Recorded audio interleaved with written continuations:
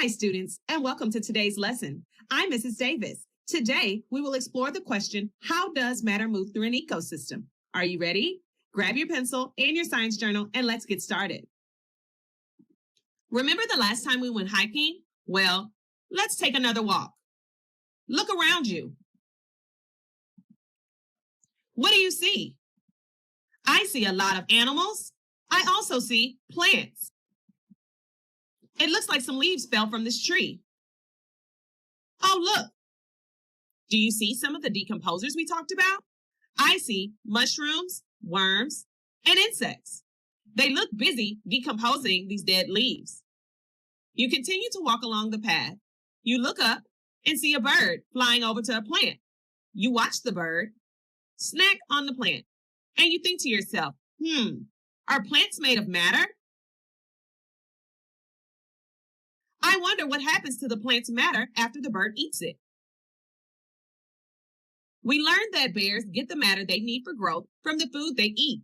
So do animals, like our bird here. But that's just one part of an ecosystem. Where does matter go after that? How does matter move through an ecosystem? Ecosystems are really complicated, and a lot of matter moves through them. So let's keep it simple for now. We know that matter is made of particles. What if we follow a single particle of matter? Where should we start? The soil contains many tiny nutrient particles. So let's start with one nutrient particle in the soil. Where might this nutrient particle go next? Remember when we investigated nutrients in soil? What organisms can grow in the soil and absorb those nutrients? Do you think a plant will absorb our nutrient particle? We know plants use nutrients along with matter from air and water to grow a new plant tissue and survive.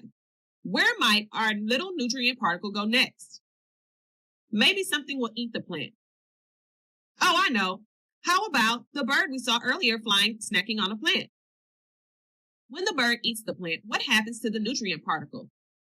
Do you say the bird takes it in? Yes. The bird takes in the nutrient particle and uses it to grow and survive. But birds can't survive forever. Eventually, the bird dies. Where might the nutrient particle go next? Does it just disappear? I don't think so. Because we know what breaks down dead organisms, don't we? Decomposers. After a decomposer breaks down animals' tissue, it releases the nutrient particle into the soil, where another plant can use it. The nutrient particle ends up back where it started, ready to begin another journey. Our model shows a nutrient particle flowing through a matter cycle. A matter cycle is the continuous movement of matter within an ecosystem. So what happens if any of these components is removed? The cycle breaks. The matter cycle needs all of its composers to continue cycling around and around. Of course, our model isn't perfect. One limitation is that it demonstrates only one path through which matter can cycle. Matter can follow many different pathways to cycle through an ecosystem. Wow! We just learned a lot of information about life's matter. Let's update our anchor chart with what we've learned. Let's add. Decomposers break down dead plants, dead animals, and animal waste. They return nutrients to the environment. The nutrients in the soil help plants function and stay healthy. Matter cycles within an ecosystem between organisms and the environment.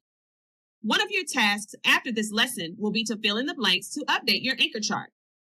Now that we know matter cycles in an ecosystem, can we apply our knowledge to our mangrove tree ecosystem? What do you think happens to the dead plants and animal tissue in the mangrove tree ecosystem? What should we add to the model to show decomposition? Decomposers break down the dead plants and animals. They also break down animal waste. But what about dead fish or mangrove leaves in the water? Do you think decomposers live in the water? They do. Remember, many decomposers are microscopic. Microscopic decomposers can be found throughout our model, including in the water. Let's add decomposers to our model. We'll show them breaking down matter from dead organisms and returning nutrients to the soil, air, and water. Now that we've updated our model, we need to update our explanation as well. Let's add decomposers break down matter from dead organisms and return it to the soil, air, and water.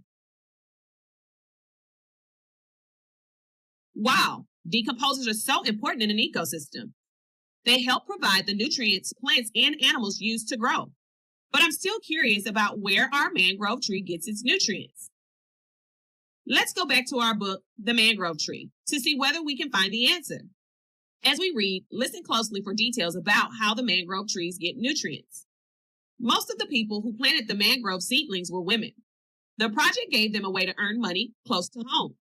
To grow by the sea, the seedlings needed extra nutrients. The workers filled the plastic bags with fertilizer that contained nitrogen and phosphorus. These are the nutrients that mangroves would get naturally from rainwater and streams created by the rain.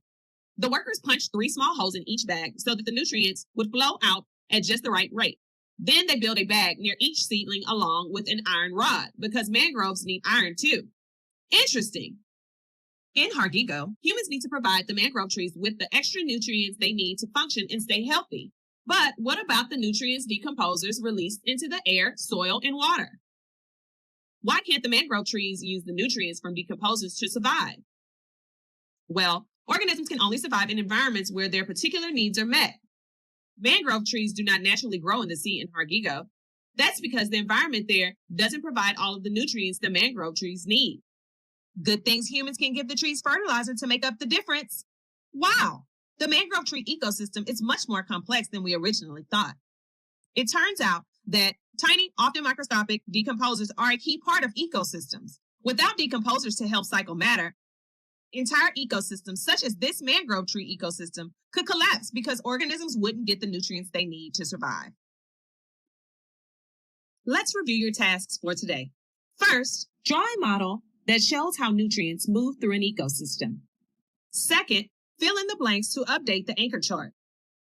And finally, update the anchor model and explanation.